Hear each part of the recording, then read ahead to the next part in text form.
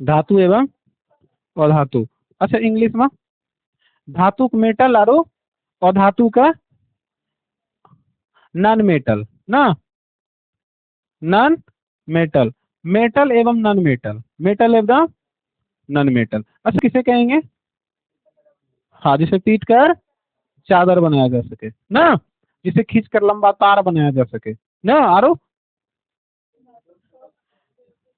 हाँ जो चमकीला होता है। पदार्थ को कितने भागों में तोड़ सकते हैं?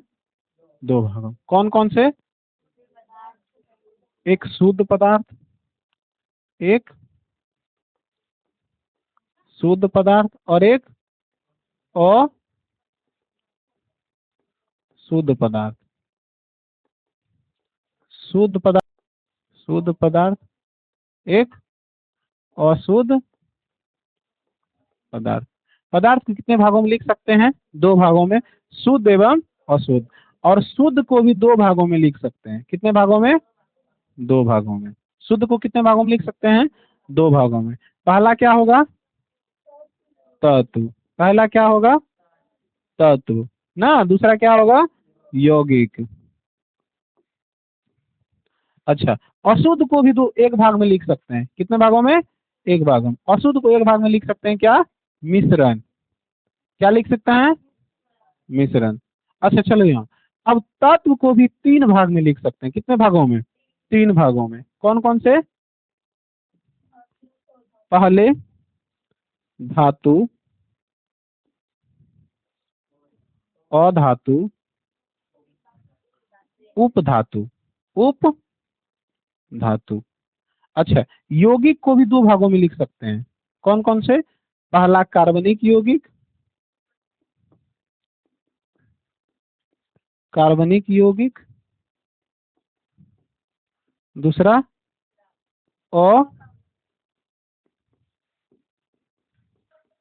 अकार्बनिक यौगिक, अकार्बनिक यौगिक ना। उसके बाद मिश्रण को दो भागों में लिख सकते हैं। कितने भागों में? दो भागों में।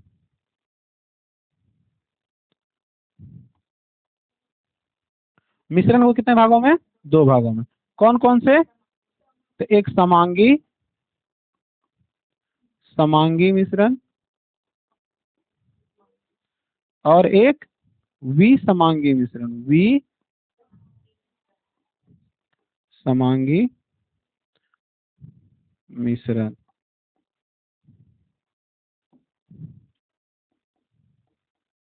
विसमांगी मिश्रण।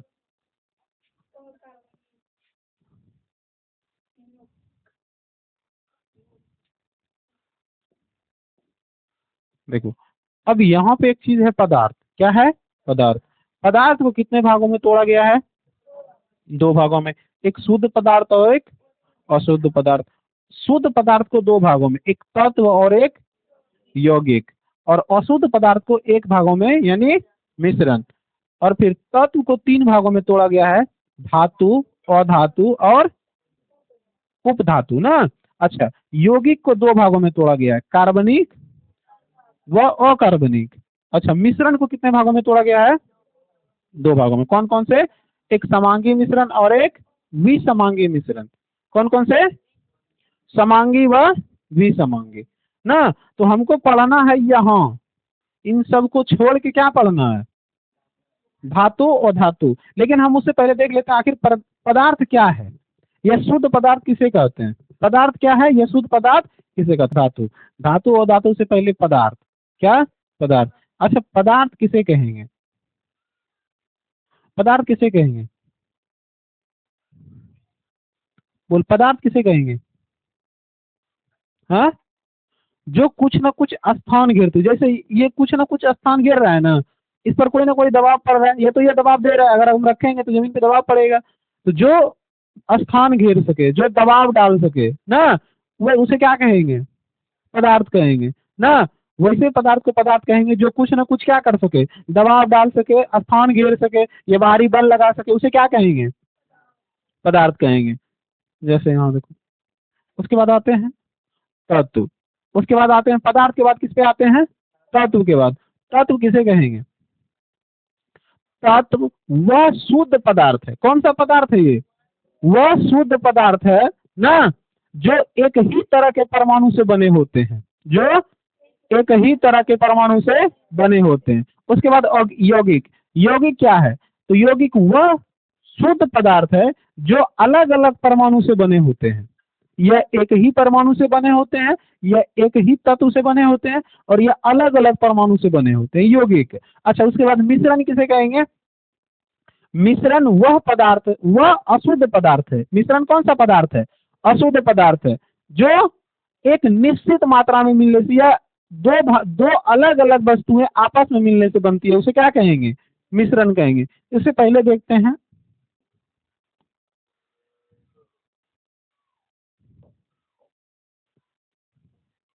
देखो यहाँ क्या है?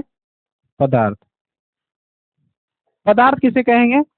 पदार्थ वह सभी वस्तुएं, वह सभी वस्तुएं ना जो स्थान घेरती है, जो स्थान घेरती है ना, जिसमें कुछ ना कुछ भार हो ना। भार के कौन चीज के? हाँ, कहाँ? वह सभी वस्तुएं जो स्थान घेरती है, घेरती है, जिसमें कुछ ना कुछ भार हो, भार होता है, तथा जो रुकावट और दबाव डाल सके उसे पदार्थ कहते हैं। क्या कहते हैं? पदार्थ कहते हैं। पदार्थ किसे कहेंगे? वे सभी वस्तुएं जो स्थान घेरती है, जिसमें कुछ न कुछ भार होता है, तथा जो रुकावट और दबाव डाल सके उसे पदार्थ कहते हैं। क्या कहेंगे? जैसे यह है, कुछ न कुछ जगह छेक रहा है ना, कुछ न कुछ क्या कर रहा है? जगह छेक रहा है, कुछ न कुछ दबाव डाल रहा है ना, कुछ न कुछ इसमें भार है, तो वह सभी वस्तुएं क्या कहलाती है? पदार्थ कहलाती है। उसके बाद आते हैं तत्व किसे कहते हैं? तत्व किसे कहते हैं? तत्व वह उस शुद्ध पदार्थ को कहते हैं जो एक ही तरह के परमाणु से, अभी हम यहाँ पर देखें ना,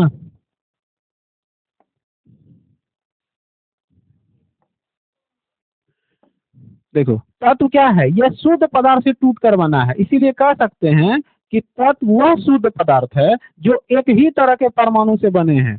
और यौगिक भी शुद्ध पदार्थ है, यौगिक भी शुद्ध पदार्थ है, लेकिन यह अलग अलग परमाणु से बने हुए हैं ना। अब देखो, तत्व वह शुद्ध पदार्थ है, वह शुद्ध पदार्थ है जो एक ही तरह के परमाणु से बने होती हैं, यह होते हैं, और इसे भौतिक और रासायनिक विधि द्वारा किसी अन्य पदार्थ से तोड़ा नहीं जा सकता है ना। तो साफ पता चलता है जो तत्व है वह क्या है? तो जो तत्व है वह क्या है? शुद्ध पदार्थ है। क्या है? शुद्ध पदार्थ है जो एक ही तरह के परमाणु से बने हुए हैं, और इसे किसी भी विधि द्वारा तोड़ा नहीं जा सकता है। कहेंगे पदार्थ वे सभी वस्तुएं जो स्थान घेरती है, जिसमें कुछ न कुछ भार होता है ना, तथा जो रुकावट और दबाव डाल सके उसे पदार्थ कहते हैं। उसके बाद आते हैं तत्व पे। कहाँ पर? तत्व पे ना। अच्छा, तत्व किसे कहेंगे? हाँ, तत्व शुद्ध पदार्थ है। कौन सा पदार्थ है? शुद्ध पदार्थ है। देखो यहाँ, अगर पदार्थ को हम तोड़ें तो पदार्थ के तोड़ने के बाद शुद्ध और अशुद्ध निकलता है, और शुद्ध को अगर तोड़ें तो तत्व और यौगिक निकलता है। तो कह सकते हैं जो तत्व निकला है वह शुद्ध पदार्थ से निकला है ना। तो तत्व वह शुद्ध पदार्थ है जो एक ही तरह के परमाणु से बने होते हैं। तत्व वह शुद्ध पदार्थ है जो एक ही तरह के परमाणु से बने होते हैं। अब यह जो तत्व है, यह जो तत्व है, तत्व, यह जो तत्व है, तो है कुल तत्व वह 118 है। कितने हैं? 118 है, जिसमें से कि धातु धातु धातु की संख्या 92 है। कितनी है? 92 है। और अधातु की संख्या, और धातु की संख्या 22 है। कितनी है? 22 है। और उप धातु की संख्या, उप धातु की संख्या लगभग 7 है। कितनी है? 7 है। ठीक ना। अगर तत्व में हम कहें, तत्व वह शुद्ध पदार्थ है जो एक ही तरह के परमाणु से बने होते हैं और इसे किसी भी भौतिक या रासायनिक गुणों द्वारा या विधि द्वारा तोड़ा नहीं जा सकता है ना। तो पूछेगा तत्व क्या है, तो तत्व एक शुद्ध पदार्थ है। पूछेगा तत्व किस पदार्थ से बने होते हैं, तो तत्व एक ही परमाणु से बने होते हैं जिसे तोड़कर रासायनिक और भौतिक विधि द्वारा अलग नहीं किया जा सकता है। तत्वों की कुल संख्या कितनी होती है? धरती पर जो तत्व है, नेचुरल तत्व है, वो कितने हैं? 118, जिसमें से कह सकें कि धातु और धातु को छोड़ दें तो प्राकृतिक तत्व हम दे देते हैं। यहाँ पर क्या दे देते हैं? प्राकृतिक तत्व। तो एक लास्ट ही दे देते हैं, ऐसा ना, कीर्ति तत्व। हाँ,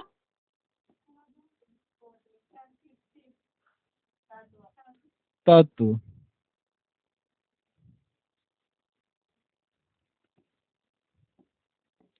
तत्व जो है वो कितने हैं?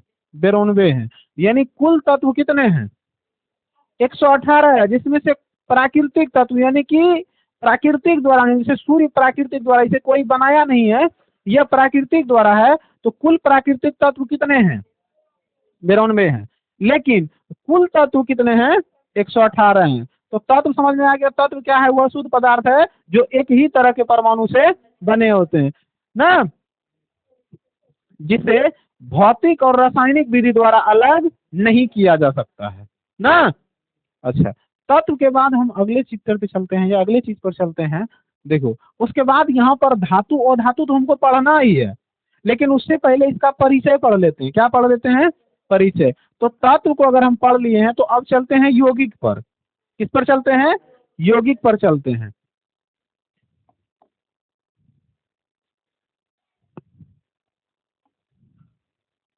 अब तत्व के बाद कहाँ आते हैं हम? यौगिक पे। यौगिक पे कहाँ आ गए? यौगिक पर। अच्छा, यौगिक वह शुद्ध पदार्थ है, यौगिक वह शुद्ध पदार्थ है जो अलग अलग परमाणु से बने होते हैं और बनने वाले पदार्थ के गुण इन दोनों पदार्थों के भिन्न होते हैं ना। जैसे हाइड्रोजन और ऑक्सीजन के मिलने से जल का निर्माण होता है। तो खैर हम इसको छोड़ देते हैं। अगर यहाँ की बात करें, यौगिक किसे कहेंगे, तो यौगिक भी क्या है? यौगिक भी क्या है? शुद्ध पदार्थ है। कैसे कह सकते हैं? तो यहाँ देखो, हम यहाँ लिख चुके हैं कि यौगिक क्या है। देखो, यहाँ लिख दिए हैं, पदार्थ को तोड़े हैं शुद्ध और अशुद्ध में। किसमें तोड़े हैं? शुद्ध और अशुद्ध में। शुद्ध और अशुद्ध में। तो शुद्ध पदार्थ दो भागों में बटा है, जिसे हम पहला कह सकते हैं कि यह क्या है? तत्व है। और दूसरा क्या कह सकते हैं? यौगिक है। मतलब कह सकते हैं कि जो यौगिक है वह शुद्ध पदार्थ है ना। तो कह सकते हैं यौगिक क्या है? शुद्ध पदार्थ है। यह एक ही तरह के परमाणु से बने हैं, एक ही परमाणु से बने हैं, एक ही तरह के परमाणु से बने हैं, लेकिन यह अलग अलग परमाणु से बने हैं। यह एक ही से बने हैं और ये अलग अलग से बने हैं ना। तो चलो हम इस पे देख लेते हैं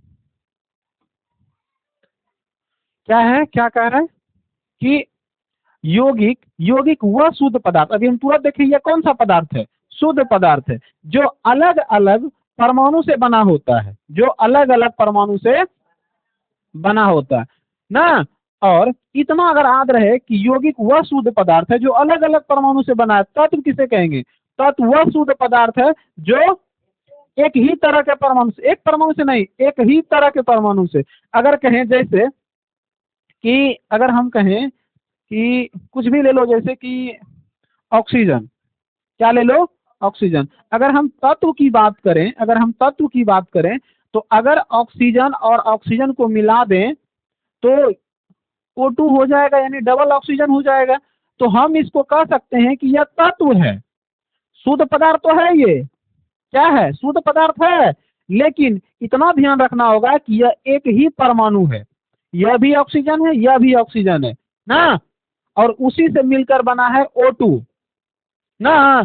तो हम कह सकते हैं कि यह जो तत्व है वह एक ही तरह के परमाणु से बने हैं, वह एक ही तरह के परमाणु से बने हैं, जैसे ऑक्सीजन प्लस ऑक्सीजन। लेकिन हम यौगिक की बात करें तो यौगिक वह शुद्ध पदार्थ है जो अलग अलग परमाणु से बने हुए हैं, जो अलग अलग तरह के परमाणु से बने हुए हैं ना। और बनने वाला जो पदार्थ है वह उन दोनों पदार्थों के गुण से अलग है। जैसे अगर हम इसको कहें कि अगर हम इसको कह सकते हैं,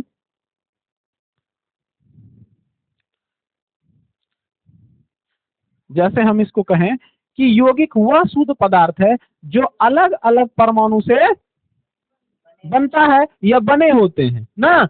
अच्छा, अलग अलग परमाणु का क्या कहेंगे? जैसे बनने वाले पदार्थों के गुण इन दोनों पदार्थों से भिन्न होता है। जैसे हाइड्रोजन और ऑक्सीजन के मिलने से जल का निर्माण होता है। तो चलो हम इसको प्रूव करके देख लेते हैं। जैसे कह रहा है यौगिक वह शुद्ध पदार्थ है जो दो अलग अलग परमाणु से मिलकर बनता है। तो एक परमाणु हम ले लिए ऑक्सीजन, क्या ले लिए? ऑक्सीजन। और एक ले लिए हाइड्रोजन, ओ से ऑक्सीजन और एच से हाइड्रोजन। अच्छा, अगर हम इसको कहें कि एच, दो गो एच ले लो, एच क्या गो ले लो? दो गो ले लो। अब प्लस ओ ले लो, क्या ले लो? तो देखो, एक तो हाइड्रोजन है और एक क्या है? ऑक्सीजन है। अच्छा, इसको हम थोड़ा सा बड़ा लिखते हैं ताकि समझ में आए। जैसे H2 प्लस O। अच्छा, अगर हम इसको इसको यौगिक को एक में डाल दें, अगर हम दोनों को एक में डाल दें तो एक चीज प्राप्त होगा जिसे हम कह सकते हैं H2O, ठीक ना? H2O। अच्छा, H2 क्या है? तो हम कह सकते हैं यह जो पदार्थ है वह हाइड्रोजन है। क्या है ये? हाइड्रोजन है। और अच्छा, प्लस इसको अगर कहें तो यह क्या है? यह ऑक्सीजन है। अच्छा, एक बात बताओ, अब हाइड्रोजन और ऑक्सीजन मिला है तो एक नए पदार्थ का निर्माण हुआ है जिसका नाम जल है। इन दोनों को कह सकते हैं जल है। जल का सूत्र ये होता है H2O। तो हम इसको कह सकते हैं कि यह क्या है? जल है। अब बताओ, ये दोनों पदार्थ अलग अलग हैं और दोनों के मिलने से एक नया पदार्थ बना है जिसका ये दोनों से कोई नाता नहीं है। जैसे हम प्रूव कर देते हैं, हाइड्रोजन,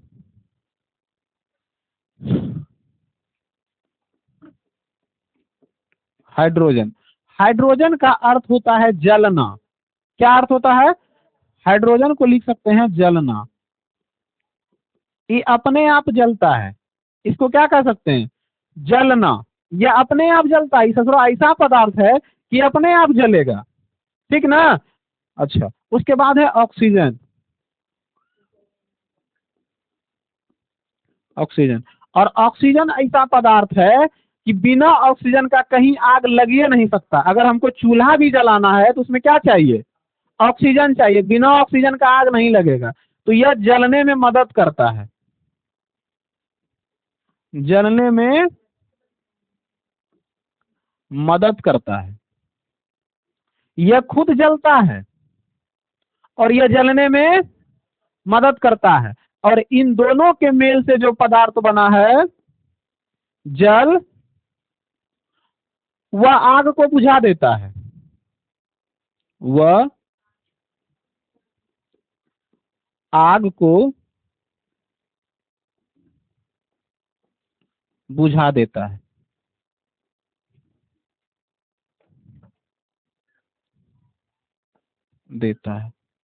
अब देखो यहां पढ़ो क्या कर रहा है। और बनने वाले पदार्थ के गुण इन दोनों पदार्थों से भिन्न होता है। क्या होता है? भिन्न होता है। जैसे हाइड्रोजन और ऑक्सीजन के मिलने से जल का निर्माण होता है। हाइड्रोजन का मतलब जलना और ऑक्सीजन का मतलब जलने में मदद करना। और इन दोनों के मेल से जो पदार्थ बनता है, इन दोनों के मेल से जो पदार्थ बनता है वह आग को बुझा देना। देखो, दोनों तीनों अलग अलग है। इस तरह हाइड्रोजन जो है वो जलता है, ऑक्सीजन जलने में मदद करता है, और इन दोनों के मेल से जो नया पदार्थ बनता है इन दोनों के गुण से अलग। इसको जलने से कोई मतलब है ना है, इस ससुरा बुझा देता है। इसको क्या करता है? बुझा देता है। तो कह सकते हैं कि इन दो पदार्थों के मिलने से जो नया पदार्थ बनता है उसका गुण अलग है। किससे? उन दोनों पदार्थों से, है ना? देखो, जैसे यहाँ देखो क्या कह रहा है, और बनने वाले पदार्थ के गुण इन दोनों पदार्थों से भिन्न है। इस तरह जल रहा है, एक जला रहा है, एक जल रहा है और एक जला रहा है, दोनों एक ही तरह के पदार्थ हैं, एक जल रहा है और एक जला रहा है। लेकिन जो नया पदार्थ बन रहा है इसके गुण से बिल्कुल क्या है, अलग है। क्या है, अलग है। तो जल बन जाता है, यह जल क्या करता है, किसी भी आग को बुझा। मिश्रण, कौन सी, मिश्रण। मिश्रण किसे कहेंगे, मिश्रण किसे कहेंगे, बताओ मिश्रण किसे कहेंगे। अच्छा, मिश्रण किसे कहेंगे, तो मिश्रण वह अशुद्ध पदार्थ है। कौन सा पदार्थ, देखें थी, यह कौन सा पदार्थ है, अशुद्ध पदार्थ है ना। मिश्रण कौन सा पदार्थ है, अशुद्ध पदार्थ है। तो अब यहाँ देख लेते हैं, देख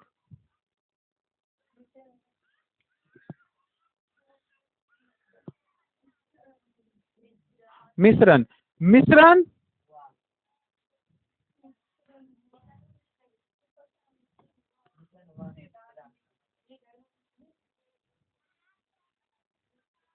मिश्रण वह अशुद्ध पदार्थ है जो दो से अधिक, दो या दो से अधिक तत्व किसी भी अनुपात में मिलने से बनता है, उसे क्या कहेंगे, मिश्रण। अच्छा, मिश्रण किसे कहेंगे, वह अशुद्ध पदार्थ है, वह अशुद्ध पदार्थ है ना, जो दो या दो से अधिक तत्व किसी भी अनुपात में मिलने से बनता है। मिश्रण दो प्रकार के होते हैं, कितने प्रकार के, दो प्रकार के, एक समांगी मिश्रण और एक विसमांगी मिश्रण। समांगी मिश्रण किसे कहेंगे,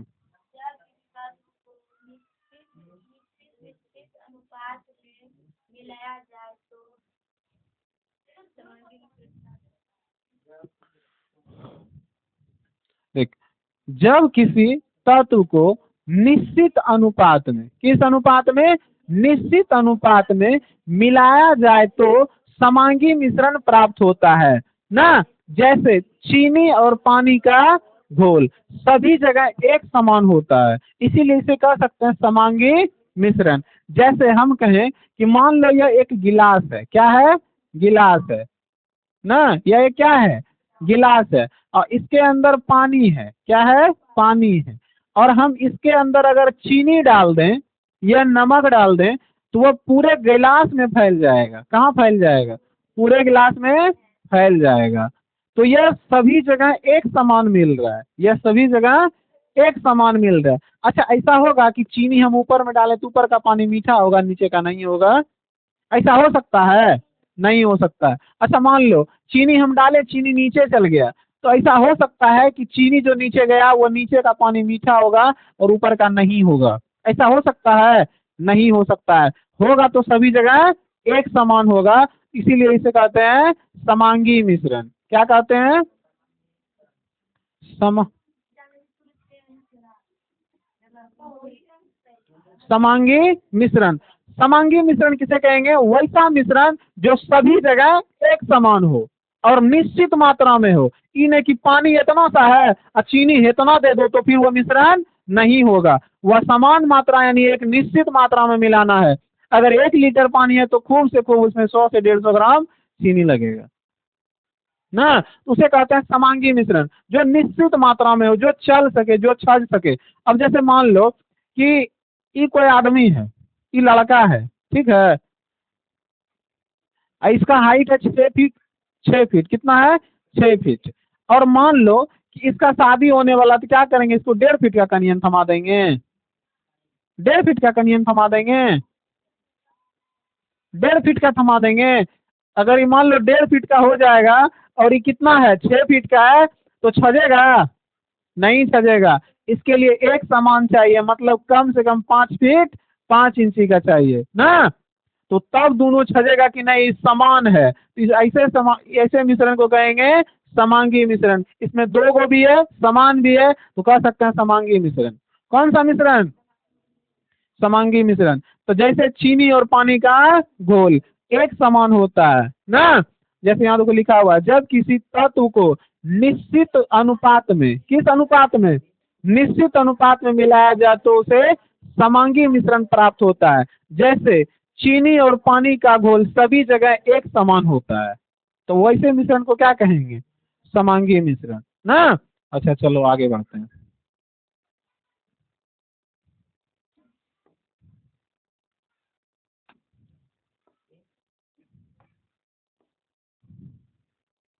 अब आगे चलते हैं। विसमांगी मिश्रण, कौन सा मिश्रण? विसमांगी मिश्रण। किसी निश्चित अनुपात में ना, किसी अनिश्चित अनुपात में, और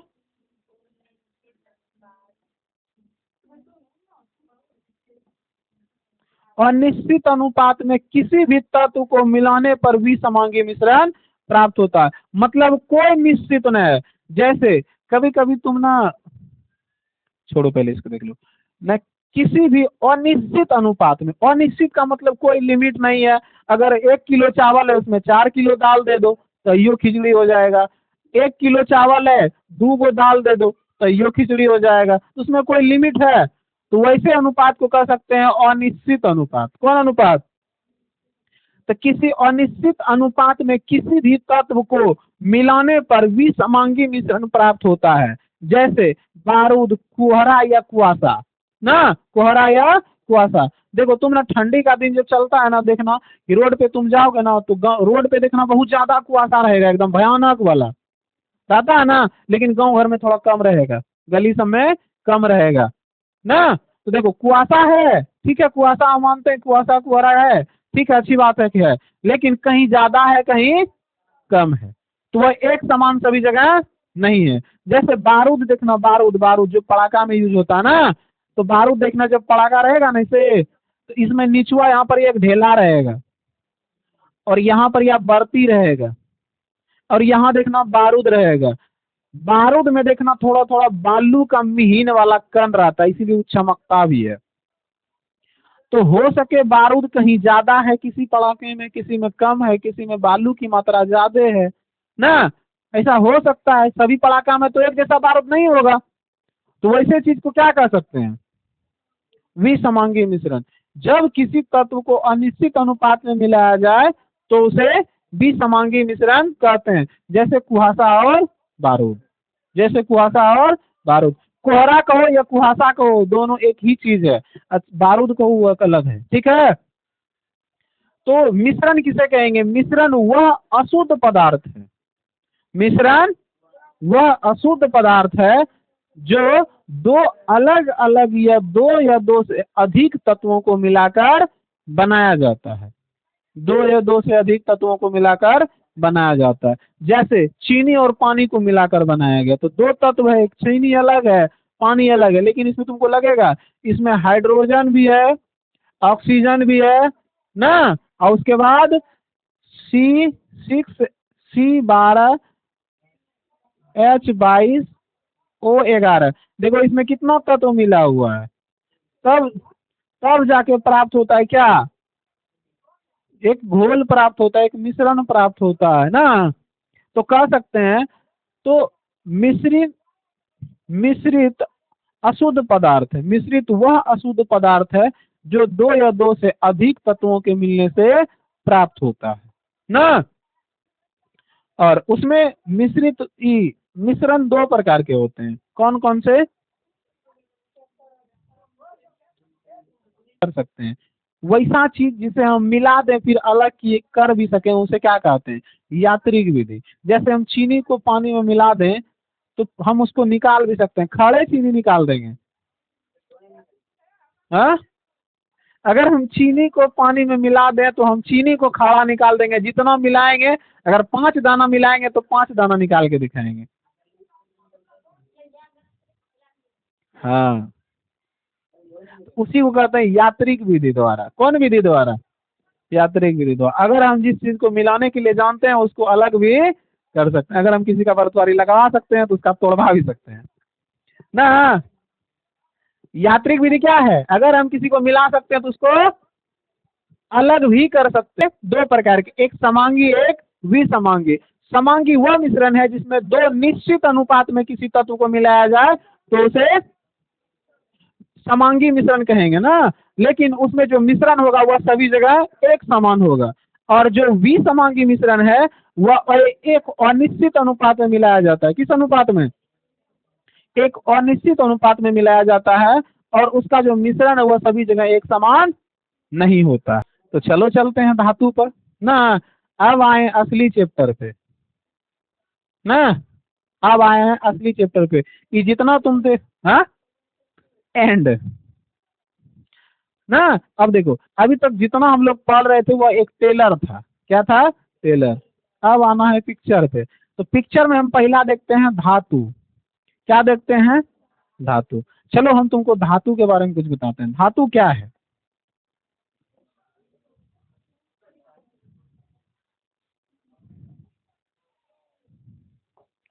हाँ, अच्छा ये मान लो क्या है? चमकीला है। धातु है ना। अच्छा धातु है तो हम इसको क्या कह सकते हैं? यह सोना है। क्या है? सोना है। यह सोना है। क्या है? सोना है। तो देखो यहाँ से लेते हैं धातु। देखो यह क्या है? धातु है।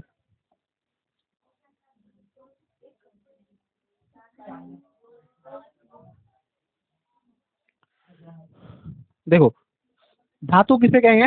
धातु किसे कहेंगे? वैसा तत्व जो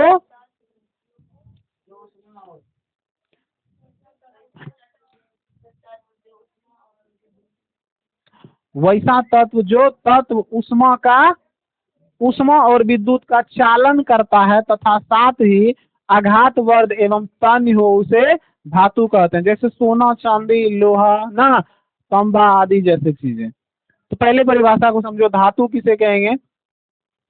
वैसा तत्व जो ऊष्मा और विद्युत का चालन करता है। वैसा तत्व जो ऊष्मा और विद्युत का चालन करता है। अच्छा चलो ऊष्मा क्या है? ऊष्मा उस चीज को कहते हैं, जैसे अगर मान लो यह धातु की होती, या किसकी होती? धातु की होती, तो उसको अगर हम आग में देते हैं, जैसे सपोज डेट कभी छोलनी देखे हो? छोलनी, छोलनी एल्युमिनियम की बनी होती है। किसकी बनी होती है? एल्युमिनियम की बनी होती है। तो मान लो वह एक प्रकार का क्या है? धातु है ना। धातु को अगर हम लोहिया में डाल के छोड़ दें तो क्या होगा? अगर छोलनी को हम लोहिया में डाल के छोड़ दें तो क्या होगा? गर्म हो जाएगा। यानी देखो उसके लास्ट में यहाँ जो चौड़ा वाला हिस्सा वहां लग रहता हो, यानी उष्मा जो है कहाँ लग रहा है? इसके लास्ट वाले सिरे पे। लेकिन गर्म कहाँ लगेगा? ऊपर वाले सिरे पे। आग में है कौन? नीचे वाला हिस्सा। और ताव कहाँ लगेगा? ऊपर वाले हिस्से में। मतलब हम कह सकते हैं कहीं ना कहीं उष्मा यहाँ से यहाँ आ रहा है, उष्मा का चालन कर रहा है ना। एक जगह से दूसरे जगह तक जाने की प्रक्रिया को चालन ही कहते हैं। तो यहाँ से उष्मा यहाँ तक जा रहा है, मतलब वो चालन हो रहा है। किसका? उष्मा का। उष्मा का चालन हो रहा है ना। गर्म हो रहा है, नीचे से ऊपर गर्म हो रहा है, तो उष्मा का चालन हो रहा है। उष्मा यानी ताव एक जगह से दूसरे जगह तक पहुंच रहा है। दूसरा कह रहा है विद्युत का भी चालन करता है। विद्युत का चालन कैसे करेगा? मान लो ये तार है, इसमें कहीं ना कहीं करंट होगा। अच्छा हम धातु का कोई चीज लेके आएंगे लोहा का, इसमें सटा देंगे, हमारा मजा आ जाएगा ना आएगा? अगर हम तार में सटा दें उसको कैसा लगेगा? हमको मजा आएगा। एकदम भी झूलने झूलेगा आदमी, एकदम पूरा हिलेगा, तो मजा आएगा ना। तो कह सकते हैं कि हम सटाएं ये वाला सिरा, लेकिन हमको करंट कहाँ मार रहा है? यहाँ पर मार रहा है। मतलब कहीं ना कहीं जो धातु है वह विद्युत का भी चालन करता है और उष्मा का भी चालन करता है। और कह रहा है साथ ही आघात वर्ध एवं तन्य हो। साथ ही आघात वर्ध एवं तन्य हो। अब चलो आघात वर्ध क्या है? आघात वर्ध का मतलब होता है, अगर मान लो लोहे का या किसी भी चीज का धातु का टुकड़ा है। क्या है? धातु का टुकड़ा है। अगर हम कहें तुमको यह आघात वर्ध है, आघात वर्ध है, तुमको कहें कि ले आघात वर्ध है, ले आघात वर्ध है, तुम कहोगे ये पगला है सर, हम आघात वर्ध खाली बोलता बतेबे नहीं करता है। तो आघात वर्ध अगर हम तुमको बोल रहे हैं ना, तो समझ जाओ सर बोल रहा है कि इसको पीट पीट के चादर बना सकते हैं, मतलब बहुत चौड़ा कर सकते हैं। इतना है ना, इसको पीट पीट के इतना बना देंगे। तो मतलब कहने का मतलब है जिसे पीट कर चादर बनाया जा सके उसे आघात वर्ध कहते हैं। क्या कहते हैं? आघात वर्ध कहते हैं। दूसरा, जिसमें तन्यता हो। क्या हो? तन्यता हो, यानी जिसे खींच खींच कर लंबा तार बनाया जा सके, जिसे खींच कर लंबा तार बनाया जा सके। देखना ना, कभी कभी ना इतना बड़ा लोहा रहेगा, लेके जाओगे ना किसके यहाँ, किसके यहाँ ना, जो उसका कारीगर है उसके यहाँ लेके जाओगे तो उसको पीट पीट के इतना बड़ा कचिया बना देगा, इतना वो लोहा से इतना बड़ा कचिया बना देगा, है ना। तो जिसे पीट पीट कर क्या बना सके, जैसे देखो सोनार के घर जाओगे ना तो सोना देगा ढेकरी में, कौन सी में देगा, ढेकरी में देगा इतना को। अब कहेगा कि उसको क्या बना दे, कहो कि उसको एगो हार बना दीजिए, तो उसको पीट पीट के इतना लंबा कर देगा ना, घींच के, और उसको फिर काट काट के बनाएगा उसका कड़ी ना। तो जिसे मतलब खींच कर एक तार टाइप बना दिया जाए उसे तन्यता कहते हैं, और जिसे पीट कर चादर के रूप में फैला दिया जाए उसे आघात वर्ध कहते हैं। तो उसमें सबसे पहला नाम है सोना, चांदी, लोहा, स्टील, एल्युमिनियम, जो भी तुमको नाम दिख रहा है वो सब क्या है, धातु है। क्या है, धातु है। धातु किसे कहेंगे, वैसा तत्व जो ऊष्मा एवं विद्युत का चालन करता है, साथ ही आघात वर्ध एवं तन्य हो, उसे क्या कहेंगे, धातु कहेंगे। जैसे सोना, चांदी, लोहा आदि। नोट, धातु के दो गुण होते हैं। धातु के कितने गुण होते हैं, दो गुण होते हैं, एक भौतिक गुण होते हैं और एक रासायनिक गुण होते हैं। दूसरा, सबसे तन्य धातु क्या है, सोना है। कैसे सोना है, तन्य मतलब क्या, तन्य मतलब इन क्या बताएं, तन्यता का मतलब क्या बताएं, जिसे खींच कर पतला तार बनाया जा सके ना। तो ये जो सोना दिख रहा है ना तुमको, इस सोना अगर मान लो 1 ग्राम सोना रहेगा, इसे तुम लगभग 2 किलोमीटर, लगभग 2 किलोमीटर, 2 किलोमीटर तक तार बना सकता है। सोचो 1 ग्राम सोना से 2 किलोमीटर तक तार जाएगा, यानी बहुत इसको तीर सकते हैं हम, तो कह सकते हैं बहुत ज्यादा तन्य है। क्या है, तन्य है। कहेंगे वैसा तत्व जो ऊष्मा एवं विद्युत का चालन करता हो, साथ ही जो आघात वर्ध हो एवं तन्यता हो, उसे धातु कहेंगे। धातु के दो गुण होते हैं, एक भौतिक गुण, एक रासायनिक गुण ना। अच्छा, सबसे तन्य धातु सोना होता है। अच्छा चलो दो गुण के बारे में पढ़ते हैं, भौतिक गुण एवं रासायनिक गुण। देखो, अगर कोई वस्तु है, अगर कोई वस्तु है तो वह मान लो अगर धातु है, क्या है, तो उसके दो गुण हो सकते हैं। कितने गुण हो सकते हैं, दो गुण। अच्छा, भौतिक गुण किसे कहेंगे, मान लो यह, चलो यह बोर्ड जो है ना, मान लिए कि यह क्या है, धातु है। क्या है, धातु है। तो धातु के कुछ गुण बाहर के गुण होंगे, कुछ गुण अंदर के गुण होंगे। जैसे यह एक मार्कर है, तो मार्कर में मान लो हम ये धातु है, तो इसके दो गुण हो सकते हैं, एक भौतिक गुण, एक रासायनिक गुण। भौतिक गुण किसे कहेंगे, किसी भी वस्तु के बाहरी गुण को, किसी भी वस्तु के बाहरी गुण को भौतिक गुण कहा जाता है, और किसी भी वस्तु के आंतरिक गुण को रासायनिक गुण कहा जाता है। जैसे अगर हम कहें कि यह जो वस्तु है, यह जो मार्कर है, यह बाहर से काला है ना, यह दो भागों में डिवाइड है, इसके दोनों तरफ लिखने वाला है, तो मान लो यह सब चीजें क्या है, भौतिक गुण। लेकिन हम कहें इसके अंदर रुइया भरा हुआ है, यह प्लास्टिक का होगा, इसको तीरा नहीं जा सकता, इसको पीटा नहीं जा सकता है, यह मार्कर जल के साथ अभिक्रिया कर जाएगा, यह मार्कर बोर्ड के साथ अभिक्रिया करता है, तो यह सब गुण क्या है, रासायनिक। ये सब अंदर की बातें हैं इसकी ना। तो बाहर से क्या दिख रहा है, इसमें दोनों साइड लिखने वाला है और यह काला है, बस इतनी सी बात। तो यह इसका भौतिक गुण है। लेकिन हम कहें यह बोर्ड पर भी चल सकता है, यह नीचे में भी चल सकता है, यह धड़क सकता है, तो यह सब क्या है, इसका रासायनिक गुण है। तो कहने का मतलब है कि किसी भी धातु के बाहरी गुण को भौतिक गुण कहा जाता है ना, और किसी भी धातु के आंतरिक गुण को रासायनिक गुण कहा जाता है। कोई दिक्कत, क्या है, सोना है ना। अच्छा, सोना को देखो, ये पहली बात क्या है, इसे, ये चमकीला है कि नहीं है उसको नहीं। अच्छा इतना सोचो, अगर ये तार को हम करंट में सटा दें, हमको करंट मारेगा कि नहीं मारेगा।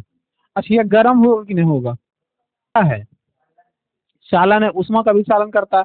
साथ ही इसको पीट कर देखो चौड़ा चौड़ा बनाया गया है, तो कह सकते हैं ये आघात वर्ध है।